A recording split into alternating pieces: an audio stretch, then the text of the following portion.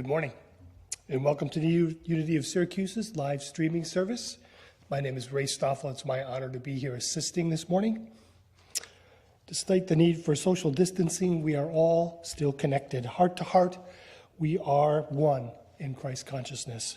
So again, welcome. In this connection, let us take some time, find that space within our hearts to accept the wisdom of the daily word. The word is forgive. I extend forgiveness to myself. Throughout my life, I have forgiven those who have hurt and disappointed me.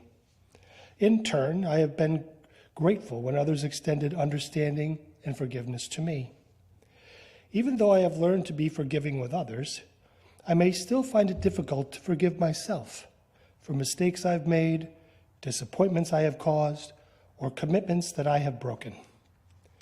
Today, I open my heart, and with love and compassion, I forgive myself. I remind myself that everyone makes mistakes and deserves understanding and forgiveness, even me. I remember how the prodigal son's father received him with joy when he came home. This joy is mine when I let go of self-condemnation and finally come home to myself. And from Luke 15:20. But while he was still far off, his father saw him and was filled with compassion. He ran and put his arms around him and kissed him. I certainly have experienced times in my life where I yearned to have that happen, that I was in need of forgiveness and hoped that the person that I needed to approach with my apology would welcome me with open arms, even see me coming, hold me, forgive me, set me free. That's not always possible, but it is always possible for us to go within and give ourselves that gift. For forgiveness is a gift to ourselves. We free ourselves from that possibility of resentment, holding on to things that no longer serve us. So today, if you find yourself in need of forgiveness, start with your own heart. Center yourself and give yourself the love that father gave to that young boy. See yourself coming in the distance and wrap your arms around yourself. Know that you are safe, loved, and all is well.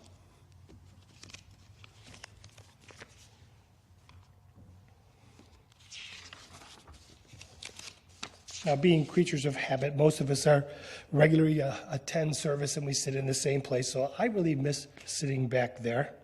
So imagine right now that you are sitting where you always sit, but in your mind's eye, notice this beautiful place, the platform, and notice who might be sitting next to you or behind you.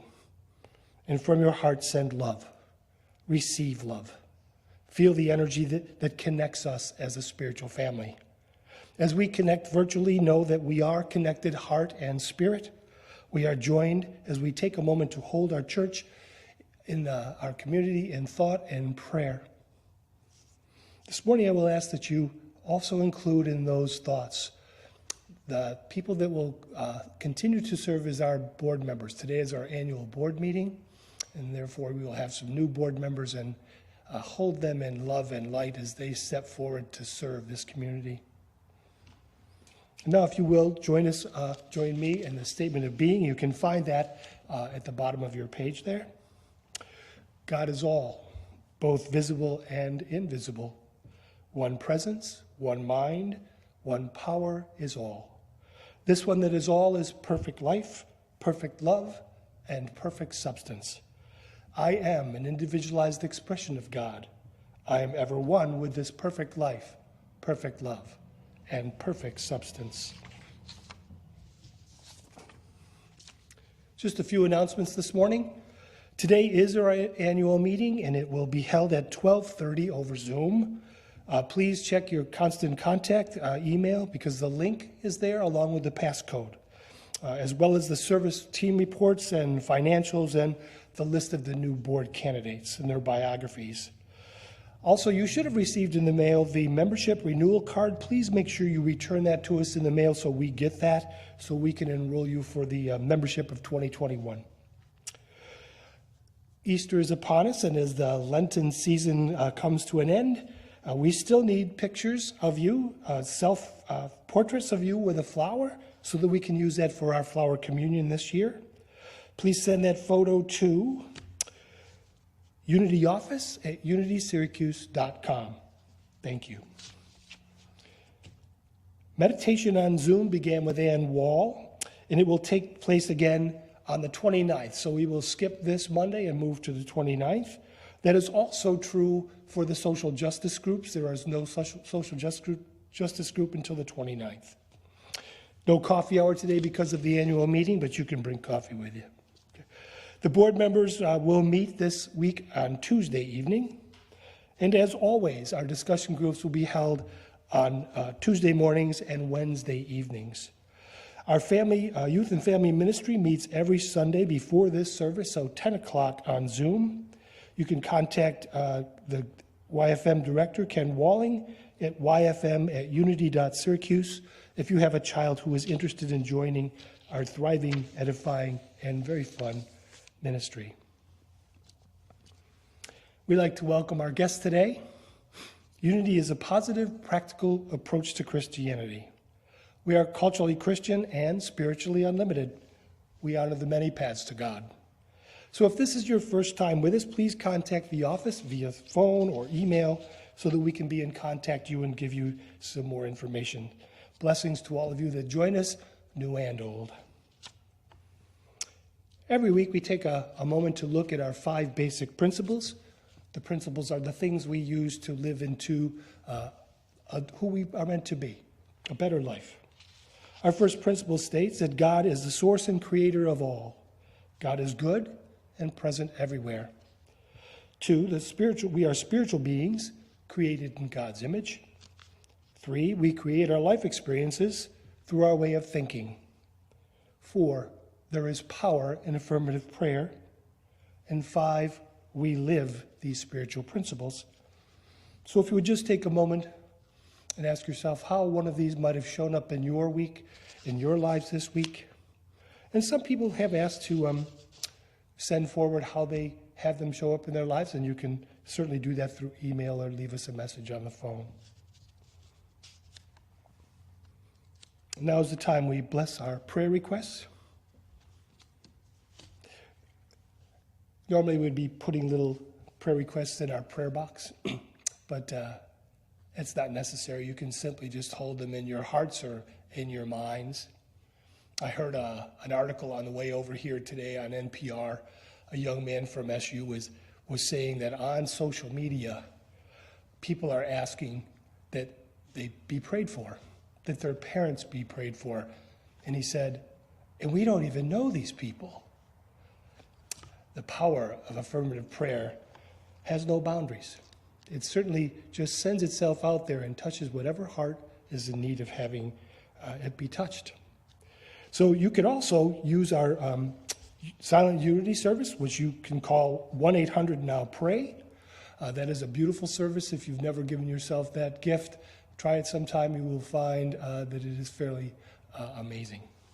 So this morning, as we take some time together, we raise our hands together and we give thanks for the joy of spring, the reawakening of all those things we have waited for. We know that it is right there in front of us. Goodness, beauty, all those things that we have longed for. And so just like everything else in life, if we awaken to it, it'll be present to us. So this morning we say thank you for that reminder. Thank you for the reminder that it is right there for us whenever we need it. Amen. I know it's spring. I saw robins. I'm still waiting for daffodils. But today there were golfers at Bellevue Country Club, so it is officially spring. Snow mounds or not. Now's the time we will move into meditation. And I will go into my lesson. So I'm going to begin our time with meditation with a short song by a woman named Jonna Stanfield. And I believe that this song is about wisdom. It reminds us that although we may believe that we have found our answers in the things that we think we know, it is best to also check in with our heart centers and listen for the whisper. So if you would, wherever you are, just settle yourself into that space and time. Allow yourself to take that first deep breath and open your hearts up to the words of the song. Allow yourself to just follow your breath. And as we listen, seek. Thank you, Leland.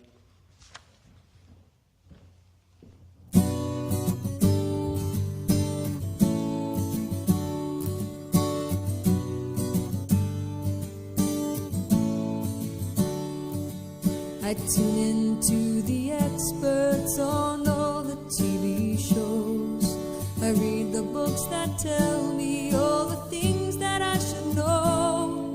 I ask my friends what they think of the things I'm going through. When no one has the answer, I know what to do. I listen for the whisper deep down inside. Listen for the whisper, a strong but gentle guide, with 1,000 different voices ringing in my ear. I listen for the whisper that only the heart can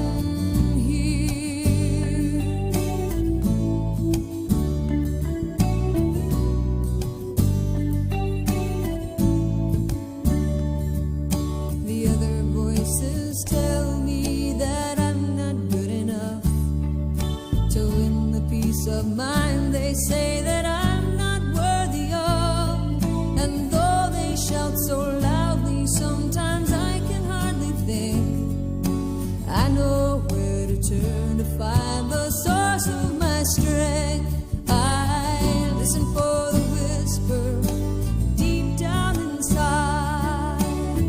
Listen for the a strong but gentle guide, with 1,000 different voices ringing in my ear. I listen for the whisper that only the heart can hear.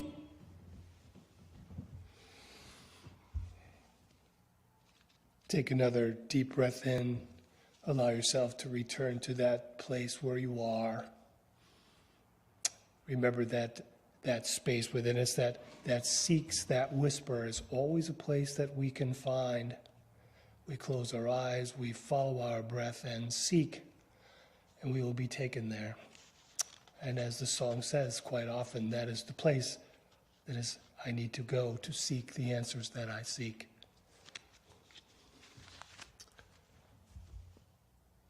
The focus of today's reading, we've also got another little book called Renew and Release, and the focus of today's reading in that book is vision.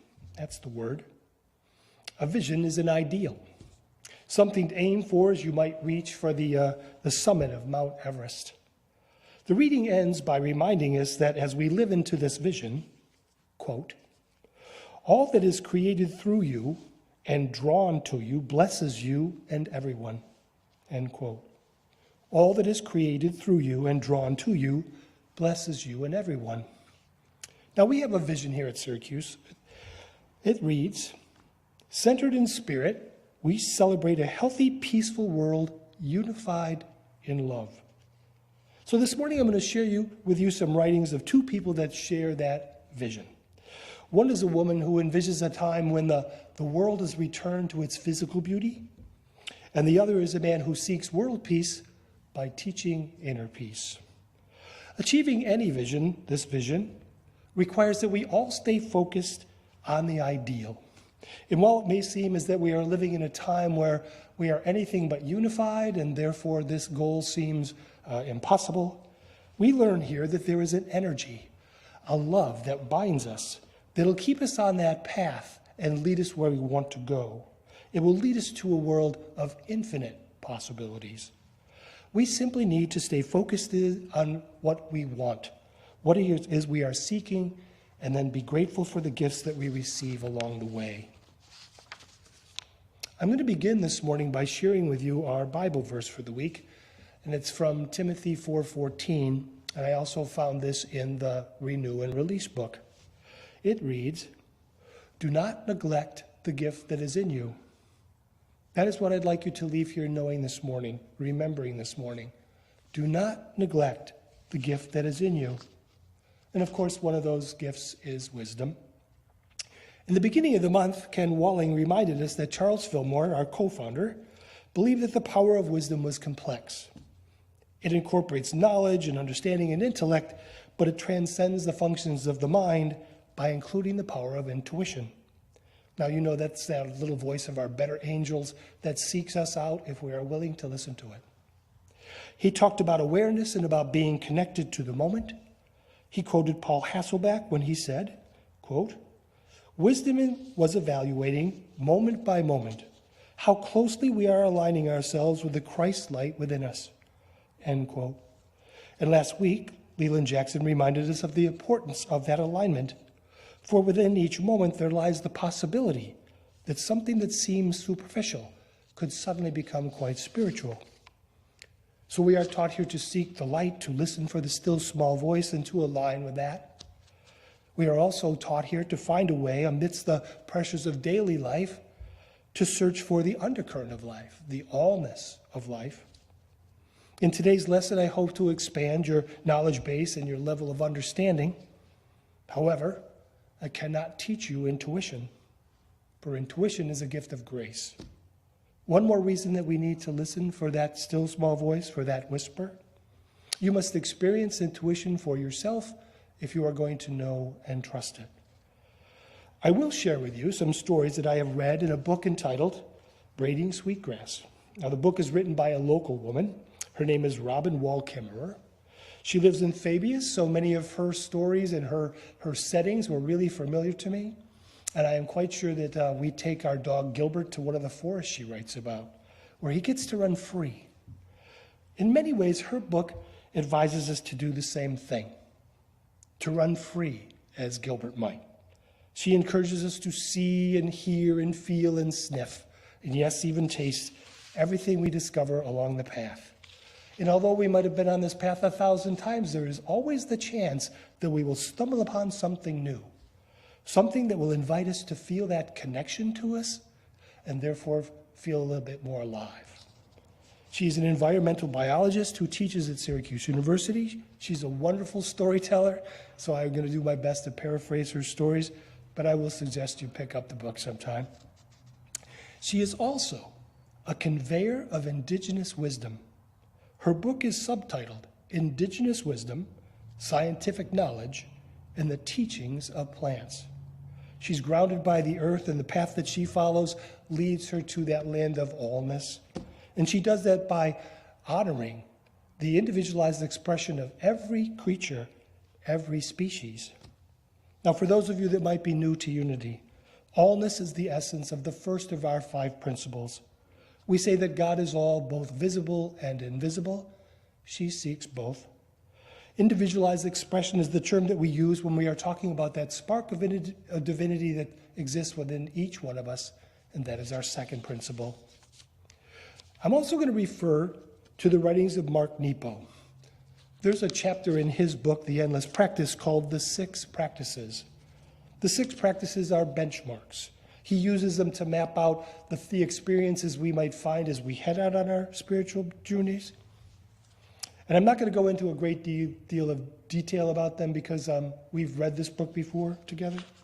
And I'm only going to refer to the first 4 because I really found them appropriate for the time that we are living through.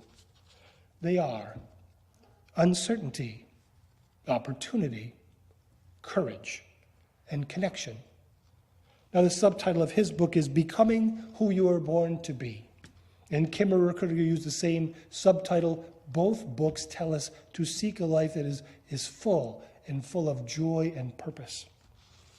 Just as we here at Unity are taught to apply our 5 principles to our daily lives by developing a spiritual path, a spiritual practice, she relies on a set of principles embedded in the original instructions.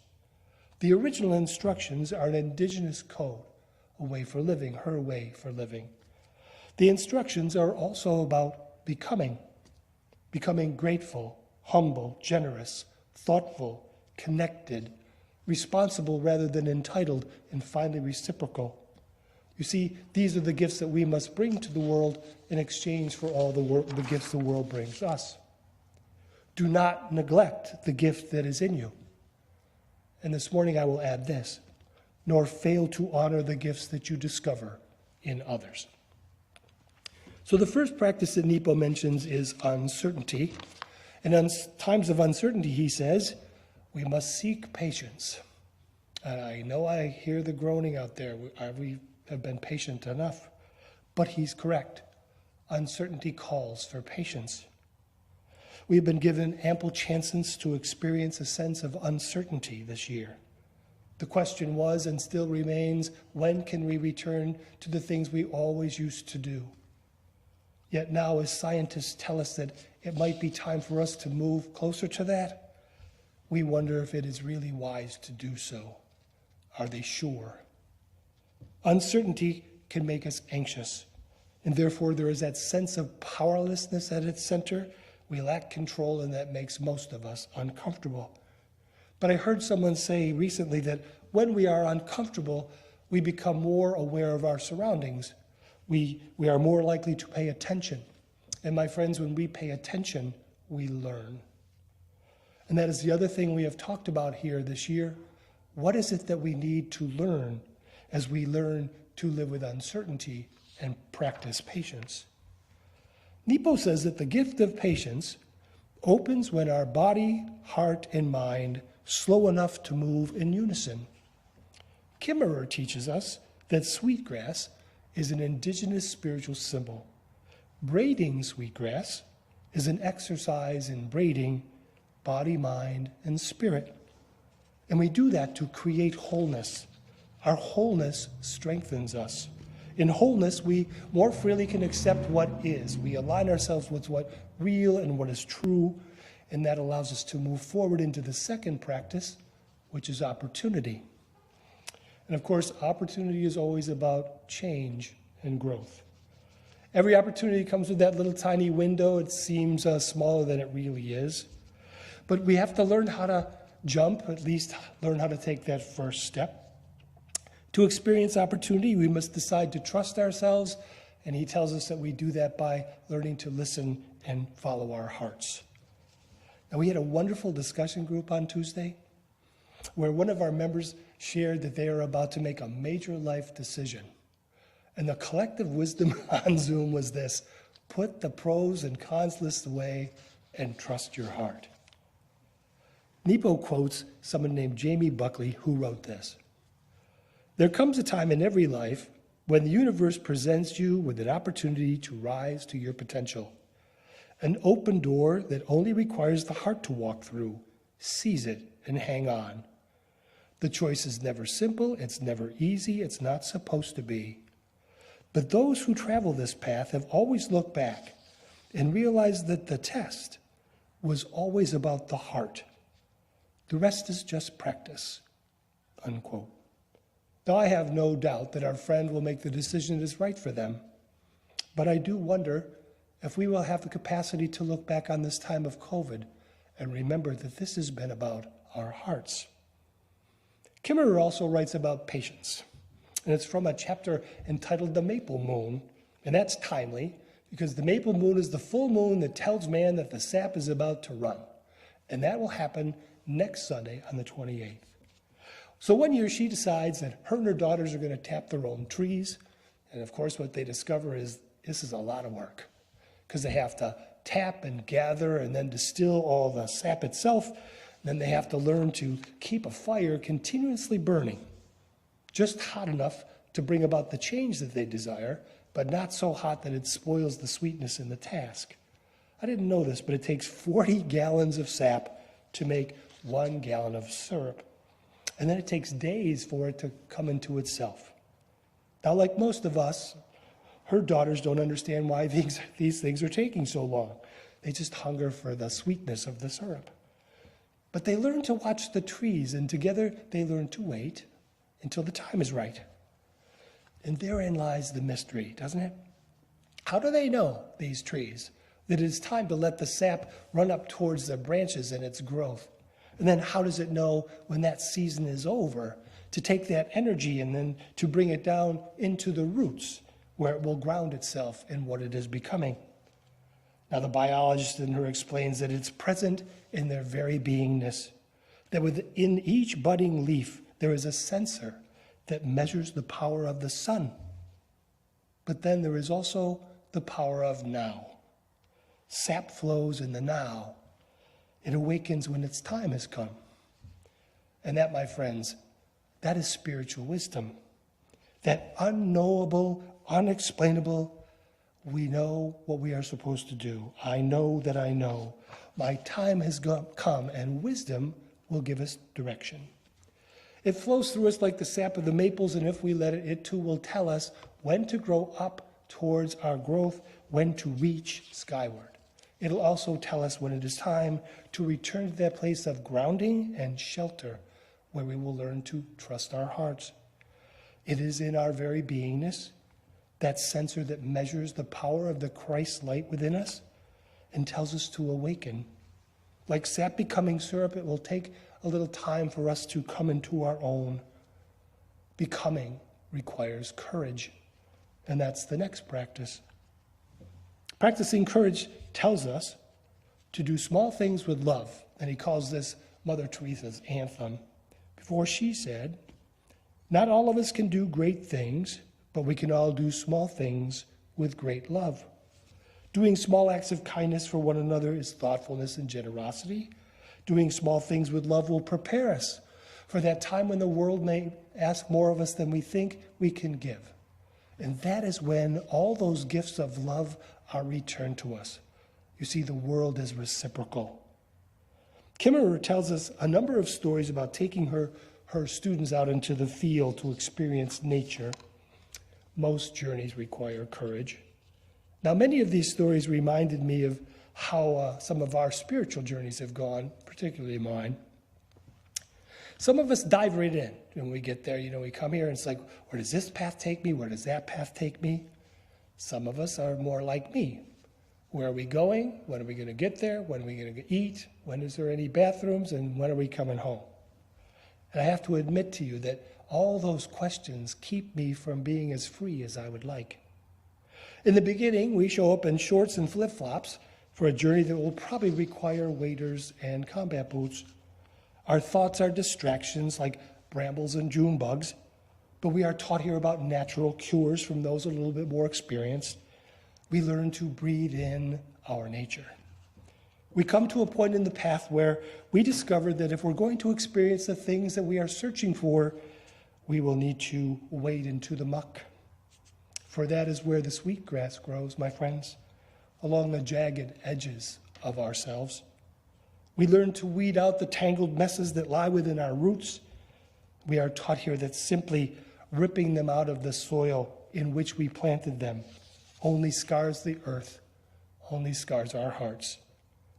We learn that roots are best removed with tenderness and gratitude, for in truth they have served us. We learn how to harvest and restore the soil. We learn how to replant and renourish. We learn, as her students do, to become responsible to something greater than ourselves. She knows, just as we do, that this can be exhausting, this time out in the field seeking things we've never seen before. And just when it seems as if they can go no farther, body, mind, and spirit learn to slow. And there within the roots of who they are, they find it just as we do.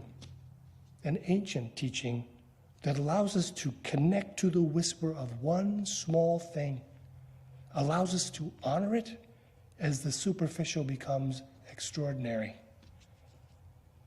Knowledge and experience have taught her how this story ends, yet the teacher in her waits. You see, teaching requires knowledge and sound judgment, but great teaching requires intuition, the ability to recognize and capture a moment.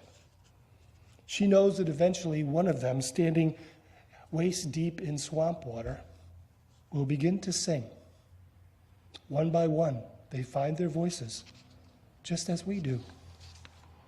And just as we do after a long journey, they rest and laugh and they share the survival stories and then they share the gifts that they have been given along the way. They are inspired, and they speak as one about a vision. They speak as one about what it is that they will do to make things better. By honoring the gifts of the other, they have learned how to recognize and use their own. In the wilderness, they have discovered purpose, they have discovered joy, and just as we do, they have discovered connection. Connection is the last practice. And Nepo says that connection is holding and listening. And don't we crave that? The ability to touch, to hug, to sit out here in the pews next to one another, to sit downstairs, hold hands, and tell the stories of our lives. You see, when we feel disconnected, he tells us that the simple act of holding can bring us back to the moment, back to ourselves. Listening, of course, is just a gateway into each other. Now, I suspect as we gather together in the future, there's going to be a need for hands to hold, a need for open hearts to listen, a need for shoulders to cry on, whether they be tears of joy or a grief that still needs expressing. But I don't worry about those things too much because we excel at holding and listening here. Kimmer has a couple stories about connection. The first is about the three sisters, which are corn, beans, and squash, and you might be familiar with this. Indigenous people have been planting those three things in the same little mound of soil for centuries. This is counterintuitive. You would think that each plant would do better if they stood alone, yet they thrive. So she explains that the corn, of course, is the support system with its sturdy stalk, which allows the bean to climb its way up towards the sun. And you would think that the bean is a parasite. But in truth, this is a symbiotic relationship. For the corn has very shallow roots. The bean has deep roots that allows it to bring to the stalk a nutrient that only the bean can bring it. And the squash doesn't grow upwards, but it grows outward wide with those giant leaves, which protects it from the harshness of too much sun or too much weather. So let me ask you this. Haven't we all relied on these three sisters during this time of uncertainty? Haven't we all looked for and surrounded ourselves with those people who support, nurture, and protect us? Rather than standing alone, haven't we huddled together to survive this storm? When we are thoughtful, generous, connected, we all thrive. Surrounding ourselves with people like this is a wise thing to do. Discerning who they are in the first place, that's an act of intuition. So there's one last story I'm going to share about connection and the vision that we have set for ourselves. There was a young scientist who wanted to explore the rainforest. So he hired a young indigenous guide to lead him, and the guide was very well prepared. Along the way, he pointed out all the interesting shrubs and bushes.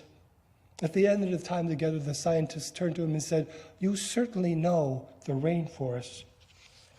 The young guide said, "Yes, I do," in a rather humble and embarrassed voice. "I have learned the names of all the bushes, but I have yet to learn their songs." I thought of this story a couple weeks ago as Ken retold the Good Samaritan story. He asked us to imagine our response to the story if the Samaritan turned out to be an extremist, for example. And then he went on to list a lot of those words that we use to label each other. And as he did, an image would pop into our heads, wouldn't it? A face of someone that we know, whether it be real or fictional, that would embody for us that label. And I thought to myself, we certainly have learned all the names of the bushes, haven't we? But I wonder in this time of social isolation and social unrest, if we will begin to learn the songs, for those songs are the stories of our lives. All that is created through us, blesses everyone. We must be a little careful about how it is we create. We may think that we know what this time calls for. We may believe that we have the answer, and therefore we are judging accordingly. However, if we rely strictly on what it is we think we know, we will err. For this time calls for the voices of our better angels. An intuition, my friends, that will never lead us astray. It will always lead us towards inward. It will always take us to that place to discover the gifts, that unique gift that you bring to the world, that the world needs you to bring forward. It will always point us to the path of a greater good. It will always lead towards the vision, into that space of allness and infinite possibility. If we can find a way to ground ourselves in that place, the place from which all things stem, we will experience that love that binds us, and it will feel like home. And we will discover that in that place, we are all indigenous people. Centered in spirit, we celebrate a healthy, peaceful world, unified in love, a wise and intuitive vision. I'm not going to leave you with an affirmation this week. I'm going to ask you instead to concentrate on Timothy 4:14, but with that one caveat. Do not neglect the gift that is in you, nor fail to honor the gifts that you discover in others. I will finally end with one of my favorite poems from Rumi. Out beyond ideas of wrongdoing and right doing, there is a field. I'll meet you there. When the soul lies down in that grass, the world is too full to talk about. Namaste, my friends.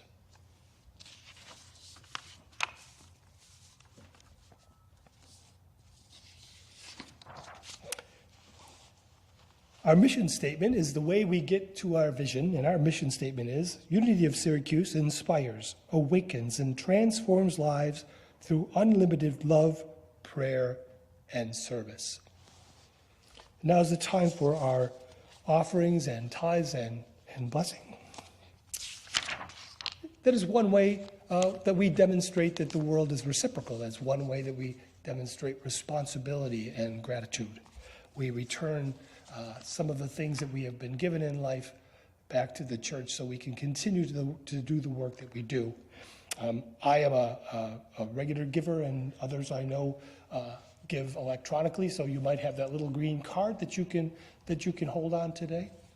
What I'm holding on to, just so you know, because I give regularly monthly, this is my tithe based on my COVID relief check. Last time I talked to you, I mentioned this, and I'll mention it again. I invite you to do the same thing, to take a portion of that windfall and send it forward, if not to the church, to some other place where you will do incredible good. So as we hold these gifts in our hands, we affirm divine love as me, blesses and multiplies all that I have, all that I give, and all that I receive. Thank you, God. You are my source. And as we said earlier today, we have an amazing youth and family ministry. So now is the time that we will bless our children. We bless our children wherever they are. We see them surrounded by love and light throughout the week. And finally, we always end with the prayer for protection. The light of God surrounds us. We are the light. The love of God enfolds us. We are the love. The power of God protects us. We are the power, and the presence of God watches over us. We are the presence. Wherever we are, God is, and all is well. Go forward into the week. Know that you're loved and blessed. Thank you very much.